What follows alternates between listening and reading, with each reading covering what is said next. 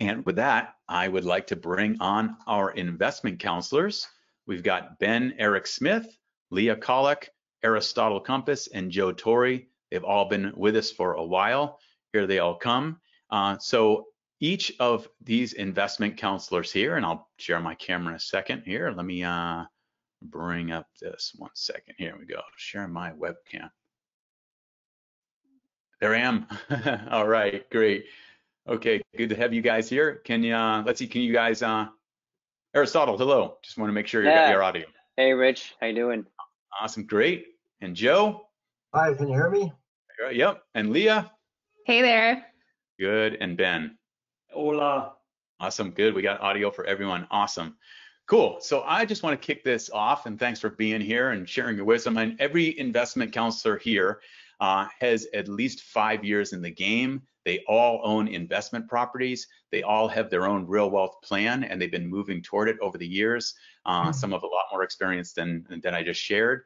And they've also been working with investors at Real Wealth and Real Wealth Network and helping them design their real wealth plans, help them find the right markets, the right properties to invest in, answer their questions. So they've each worked with hundreds of investors, and they've seen what works, what doesn't work, what gets in people's way. So let's see, I'm going to start with, let me start with Joe. Joe, from the people you've worked with at Real Wealth, what do you see is one of the biggest obstacles that often gets in people's way from kind of creating and or following a real wealth plan? Well, a lot of my clients here in the Silicon Valley area have analysis paralysis. They kind of overanalyze things. They overthink it, worrying about what the Fed chairman's going to do, and they make all kinds of forecasts. It's really not that complicated. You know, you buy 10 houses, wait 10 years, and it'll go up, you know, and that's really basically what it is. And then, but they overthink it, and then they get paralyzed and they never take action. Great feedback. Awesome. Let's ask Leah, what about you? What have you seen? Anything different than that? What gets in people's way? I mean, I definitely see what Joe mentioned too, but I also think I see a lot of people who aren't realistic about the value exchange that is occurring with real estate. And I think that includes being realistic about what's required from you, but also about what you can expect in return. I don't believe that anything is free in life. I don't think that anything is or should be just given away. I think there's always an exchange that occurs. And I think if I see investors get hung up, particularly, you know, in maybe after they've made their first purchase and they're getting hung up on scale, it's being unrealistic about, you know, their time requirement and the fact that, hey, there's going to be some challenges. You're going to have to, you know, massage some issues every once in a while. You're going to have to, you know, take on a little bit of additional stress. Yeah, so I think just being realistic that you're owning something real and it's of real value to real people. And that's going to require some energy, some time capital, and some monetary capital as well. Yeah, and Aristotle, I know you've been an investment counselor for many years, and so I'm sure you hear the people come in and they probably hear the get rich quick, and you know it's easy and all that stuff. And what do you say to people when they come in with that attitude? Well, yeah, I certainly don't like to paint like the rosiest picture for anybody. I want people to understand like realistic, because I'm doing this, all of us are doing this for real. And you hear people say, well, I can just invest in some properties and kick back and get my checks. And it's a little bit more like what Lee was saying, it's a little bit more work than just sitting back and collecting checks. But I want to paint a really realistic picture for people and say, this is really what happens. This is how it works. That way we don't sugarcoat, or I don't sugarcoat things. And so you get just a better view of everything, and not just getting someone to tell you, hey, this is how it is, and there's nothing else to it. Nothing will go wrong. So that's how I approach it. Good feedback. Awesome. Yeah, and I know both Ben and Leah were members of Real Wealth at first, and had invested in a bunch of properties through Real Wealth, and then ended up becoming investment counselors later, and Ben many years ago. So Ben, what attracted you to real estate as your investment of choice? I just kind of fell into it somewhat randomly, actually. I was living in the San Francisco Bay Area, going to San Francisco State University, and got sick of the fog in San Francisco. So I just wanted to move east. So a buddy of mine and I just rented a house, and the owner of the house said, hey, we're getting old. We're looking at selling. Are you guys at all remotely interested in buying the place? And we kind of looked at each other and go, maybe. So, I mean, and we ended up buying it, and then we ended up renting it out to some people a couple years later when we moved on, and I moved one state and he moved to another, and that created the bug. It's like, okay, here's a good way to own something, turn it into income, and we can always move back to it, or I can. And for a while he lived in it, and for a couple years later I moved back to it. So that's how it started. That's great. So it was kind of a house hack, and a different Yeah. approach to it. But yeah, getting that first property, and often you can get your first property on a much lower down payment and great interest rate too. Right. Yeah. Nice. Awesome. Yeah, but let me stay with you, Ben. So when looking at the other side of what do you see work? Like I asked everyone else about like what gets in people's way and all that moving forward. But so the investors that you've worked with who come in and work with you, and now that you've been working with people for years, and you get to see their journey as they move along, what have you seen working? Like, I guess what's the tip for that? Well, I mean, what works is when people can stop looking at the short term. And I mean, I'll answer that kind of in a reverse psychology.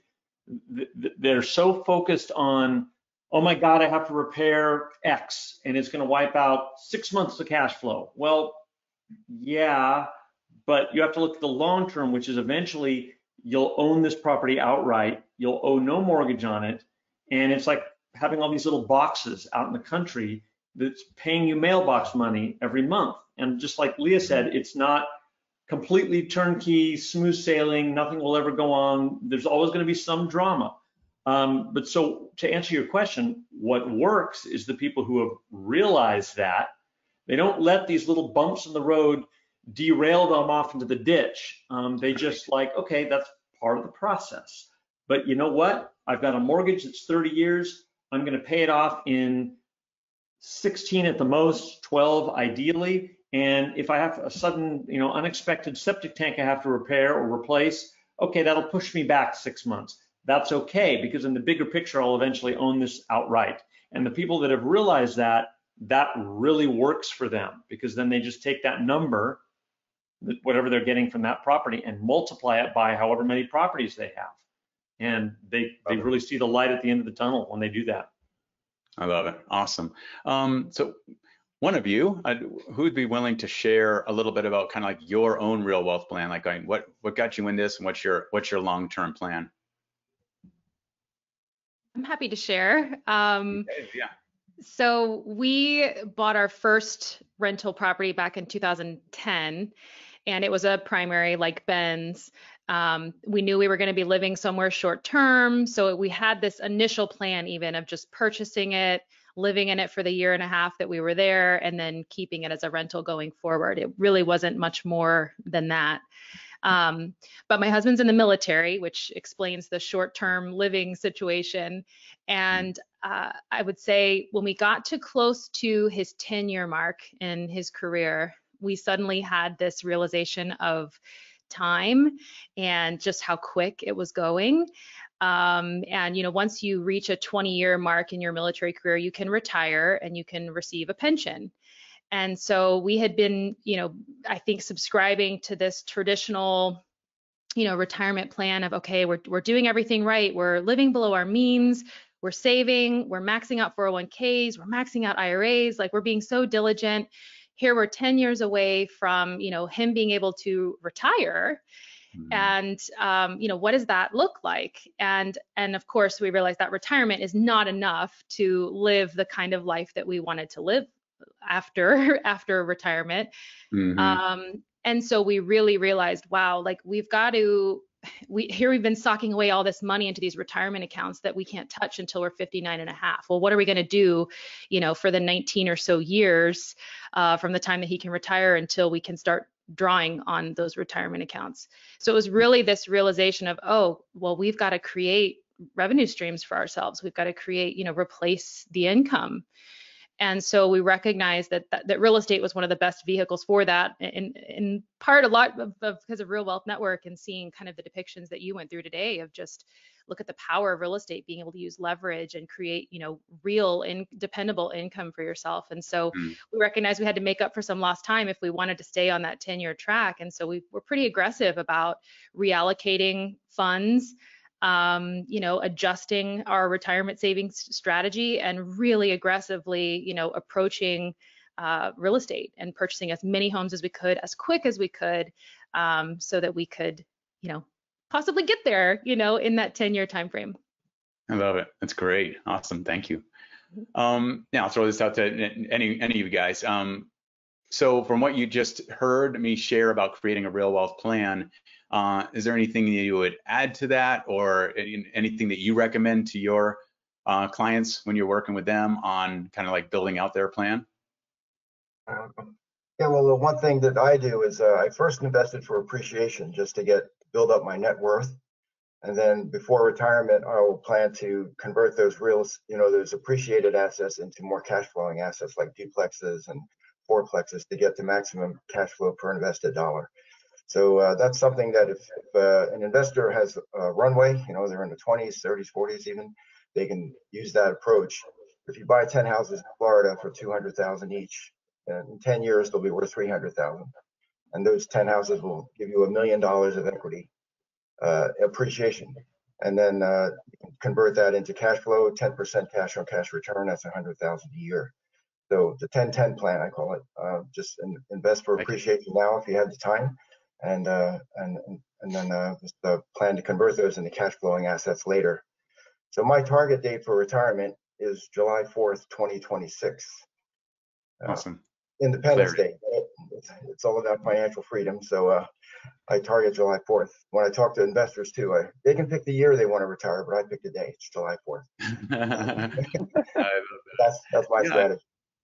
That's really great. And one thing I love is, I've heard a lot of people say, well, I don't want to retire. I love my job, or I love my business, or I love my work. And it's like, what it really comes down to is not having to work, and it's retiring from the things that you don't want to do. So I think that's a key to look at retirement. It's retiring from what you don't want to do. So really cool. What if someone comes to you and they say, okay, yeah, I understand. I can invest for appreciation, or I invest for cash flow. How do I know where to do that and how to do that?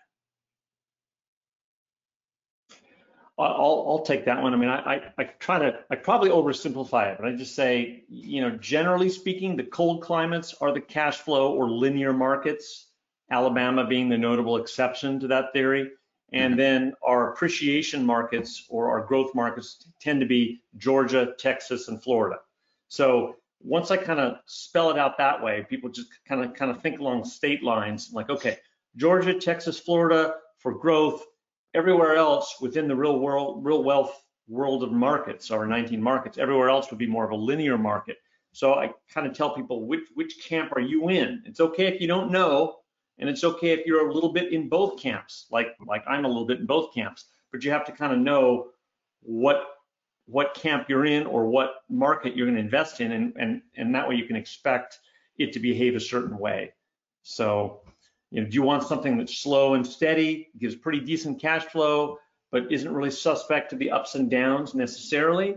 Then go with the linear market. If you're okay with getting some of that ups and downs, although certainly not California or Denver or Seattle ups and downs, it's still comparatively tame, but it's going to have a little bit more volatility, then you'll go with the Texas, Georgia, Florida markets. And that helps people narrow it down, because I think everybody will probably agree 19 markets is kind of overwhelming, especially at first. So when I get on the phone with somebody and they're like, I try to give them ways to narrow it down so they're not drinking from a fire hose, they're drinking from a garden hose on full. So it's a little bit more manageable. That makes sense, yeah. And then Aristotle, maybe you could explain a little bit, because some people watching this webinar, attending this webinar, could be new to Real Wealth. They may have come into realwealth.com and they're just wanting to look at, how can I live life on my own terms and create financial freedom? And they don't really know that much about how Real Wealth Network works and what we've been doing since 2003. Can you still do a very short synopsis just on basically how Real Wealth Network works in our different markets? Yeah, so once you decide that you want to contact us and have a strategy session is what we call it. It's just really good to have a quick 30-minute call to figure out which direction you're going and where you want to go. Kind of like what Ben was saying, do you want to invest for cash flow or do you want to invest for appreciation? And we go over that with your call. But as far as how the network operates, yeah, the way we operate is that once we kind of help steer you in the right direction as far as what markets are going to be optimal for you, then we will connect you with our different property teams in these different markets. So in every market that we recommend, we have a property team. And the property team is either going to offer a rehabbed property or what we call a turnkey or rental property. And then we also have new construction homes. And so the property team on the ground is going to be the one to talk to about specific neighborhoods, and as far as what's available. And then we have a property management company in that same market too that we work with. And so it's a pretty simple system, and that's why I love buying turnkey and through like a network like ours. I've purchased several homes through our network, and I just love how easy it is. I mean, you don't have to go and find your contractors. You don't have to go and find the properties. We've already taken care of all that for you. So it's pretty simple. So yeah, we have everything lined up, ready to go when you're ready to go, so to speak. Nice. So we go at your own pace. I always let the investor or the member kind of drive the pace. So it's like, if you are ready to connect and you're ready to start investing, then let's go. And if not, then take your time. We've got education on the markets too. Nice, awesome. We'll explain. If you have any questions and you're attending this webinar, you can use the GoToMeeting control panel down there in the questions area. If you want to put in any questions for our investment counselors here, happy to answer that. I'm just going to take a look over here. Good. Looks like questions have been answered that were asked earlier, so that's great. Nice. Cool. So stepping back again, and just after that first half hour of what I shared, everything from getting clear on your lifestyle to frugality to kind of the game plan of moving forward. Is there anything that you guys would add to that you've seen from, because you've helped a lot of people do this? Hey, real quick, Rich, we just got a fourth question come in. Do you want me to, or would you like to address Stacy's question? No, go for it. Yeah, share the question and the answer. Okay, no problem. It's a really good one. It says, how do you make money? Do your teams pay you? Do you charge customers a fee? So essentially, we get a finder's fee from our property teams. If we refer somebody, if I refer Sally Sue to Cleveland, and Sally Sue goes to Cleveland, loves it, and buys 2 houses, the Cleveland property team pays Real Wealth a broker-to-broker finder's fee. And so we only get paid if somebody actually closes on something, and it's only from a broker to broker. So that's how we do this, because everything else we have is completely no charge. Right, just like any type of real estate transactions, when a broker refers a client to another broker, and yeah, they will pay them out of their proceeds. Yeah, perfect. Great, thank you for that question. Hey, Rich, I wanted to add something real quick, going back to your presentation.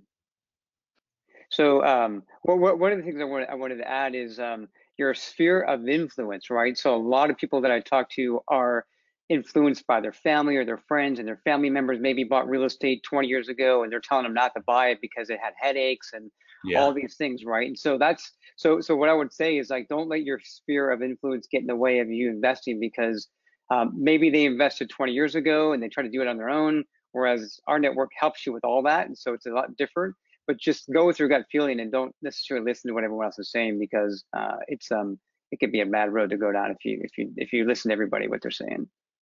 Yeah, and it's a different world nowadays too. I mean, it's like I hear people say, like, well, I was told to only buy an investment property within 30 minutes of my house so I can drive by it and manage it and all that stuff. But it's like, well, how would you speak to that, Leah? Yeah, I mean, I think that investing is highly personal.